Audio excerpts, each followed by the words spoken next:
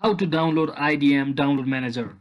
So hello guys, welcome back to my YouTube channel. In this video I will be showing you how you can easily download the IDM, that is Internet Download Manager, on your PC or laptop. So first thing, simply head over to any of your browser.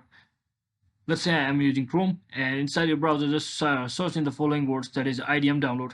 And when you search in the word, just head over to your first website and you will be redirected to this website.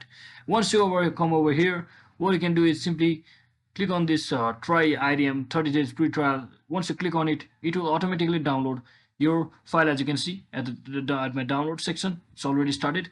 You can also download it from over here by simply heading over here in this section and simply clicking on it, as I've already downloaded it. So let me just wait for some time for it to install. So once it gets downloaded successfully, simply open your .exe file, and once you open your .exe file, allow it the permission for it to use it. And once you do that, just wait for some time for this pop-up to appear and simply click on next, and you can just accept the terms in the license agreement. You may as well read it, and if you want an icon on your desktop, simply click on enable this button over here and simply click on next, and again wait for it to process some files on your device. And once you do that, click on finish and wait for some time for the application to reappear on your device, or you may as well find it by simply clicking on the start section over here, as you can see, or you can just simply search in the following keywords to find the application.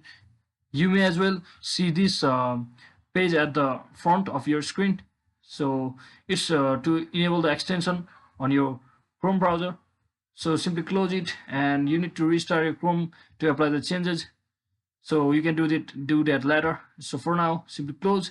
And as you can see, so the first thing you can do to install or download any file from your IDM is simply click on this IDM add URL button over here once you open the IDM, and just paste the URL from where you want to download the file and simply click on OK.